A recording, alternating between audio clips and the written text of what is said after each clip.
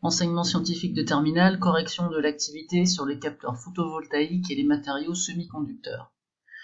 Dans le document 1, on vous détaille le principe de l'effet physique appelé effet photovoltaïque.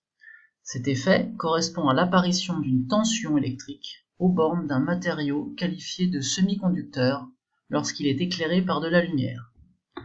Un matériau semi-conducteur, c'est un matériau dont la conductivité électrique est située entre celle des métaux, par exemple le cuivre, qui sont des bons conducteurs, et celle des isolants. Le caractère conducteur ou isolant prend sa source dans la structure même des atomes. Vous savez qu'un bon conducteur laisse passer le courant, ses électrons sont libres de circuler, et vous savez qu'un isolant empêche le passage du courant, ses électrons ne sont pas libres de circuler. Eh bien, un semi-conducteur, comme le silicium ou le germanium, est dans un état intermédiaire. Au repos, dans leur état fondamental, les atomes de semi-conducteurs sont tous situés sur un niveau d'énergie bas. Dans cet état, un atome semi-conducteur est un isolant. Pour devenir conducteur, les atomes de semi-conducteurs doivent absorber de l'énergie lumineuse ici, donc des photons ou des quantums, de façon à ce que les électrons passent à un niveau d'énergie supérieur, passent dans ce que l'on appelle la bande de conduction. Donc lorsque l'énergie lumineuse est absorbée par le matériau semi-conducteur, traduisez lorsque le capteur solaire est placé au soleil, alors le matériau qui constitue la cellule photovoltaïque passe d'un statut ici d'isolant à un statut de conducteur, car les électrons qui sont dans cet état d'énergie deviennent libres de se déplacer, donc libres de faire apparaître une tension ou de faire circuler un courant. Une partie de l'énergie gagnée par les électrons sera alors convertie en énergie électrique dans le circuit pour permettre par exemple ici d'allumer une lampe. Dans le document 2, on vous propose de revoir le profil spectral du rayonnement émis par le Soleil. On retrouve le fait que notre Soleil émet des rayonnements qui s'étalent des ultraviolets jusqu'aux infrarouges, avec majoritairement une émission ici, dans le domaine compris entre des longueurs d'onde de 400 à 800 nanomètres, c'est-à-dire dans le domaine du visible. Dans le dernier document, on vous fait découvrir le spectre d'absorption de deux matériaux semi-conducteurs. Ge, l'élément germanium, Si, l'élément silicium. En ordonnée, vous trouverez le coefficient d'absorption. On vous dit que le coefficient d'absorption, il quantifie, donc il permet de mettre un nombre. Ici, vous voyez, c'est des puissances de 10.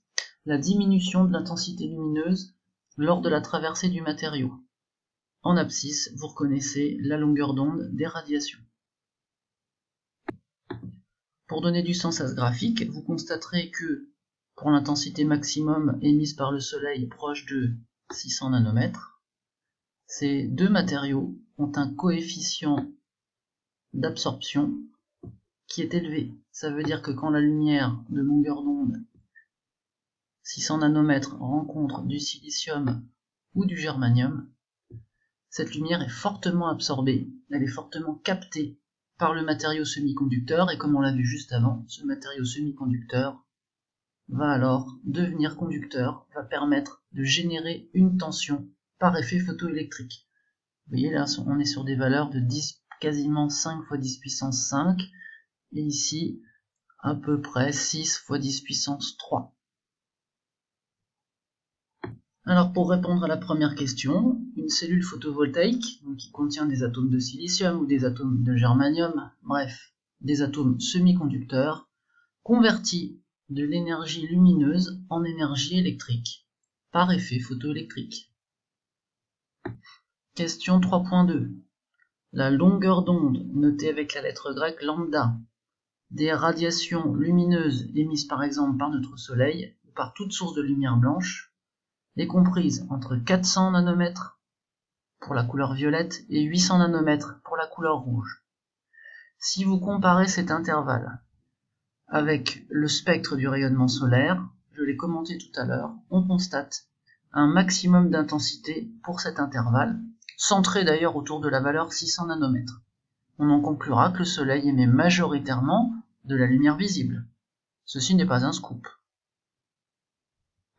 Dans la question 3.3, on peut observer dans l'extrait de la classification périodique que l'atome de silicium, ici, est situé juste au-dessus, donc dans la même colonne que l'atome de germanium. On peut donc, si on se souvient de son cours de seconde, en déduire que ces deux atomes ont la même configuration électronique externe.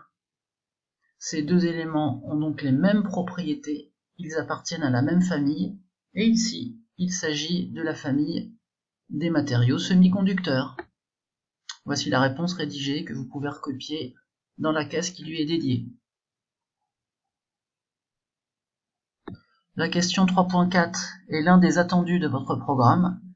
Si vous comparez le document 3 et le document 2, vous constatez que le coefficient d'absorption de la lumière est maximum pour les radiations visibles pour les matériaux semi-conducteurs, germanium ou silicium. Or, d'après le document 2, on a vu que le Soleil émettait majoritairement des radiations visibles. Donc si ce sont les radiations visibles qui sont absorbées par les matériaux semi-conducteurs et qu'on éclaire ces matériaux semi-conducteurs avec des radiations visibles, l'absorption va avoir lieu. Les deux éléments chimiques, silicium et germanium, vont pouvoir provoquer l'effet photoélectrique, donc vont pouvoir convertir de l'énergie radiative en énergie électrique. La chaîne énergétique schématisant le fonctionnement d'un panneau photovoltaïque va se mettre sous la forme d'un côté l'énergie radiative, l'énergie solaire, qui est l'énergie entrante, alimente le convertisseur, qui est donc le panneau photovoltaïque. Ce panneau photovoltaïque génère par effet photoélectrique de l'énergie électrique, mais également de la chaleur. Nous verrons la semaine prochaine que ce n'est pas comme pour un alternateur. Pour un panneau photovoltaïque, le rendement de la conversion est malheureusement très faible puisqu'il est de l'ordre de 15%. Un petit bonus pour la classe de terminale EA avec qui nous n'avons pas tout à fait fini l'activité la semaine dernière. Je vous remets ici le tableau avec les transitions quantiques qui sont impliquées dans les raies d'émission de l'atome de mercure. C'est la question 4 du paragraphe 2 que nous avions traité ensemble. Et pour ceux qui n'auraient pas noté la réponse à la question 5, la lampe fluo compacte, donc, ou les tubes qui sont situés dans notre salle de classe, contiennent l'élément mercure, car en comparant les deux spectres, donc celui de la lampe et celui de l'élément mercure, on remarque la présence des 5 raies principales d'émission du mercure repérées dans la question 4, avec des intensités différentes, mais comme le spectre est la signature de l'atome, les lampes fluo compactes contiennent l'élément chimique mercure.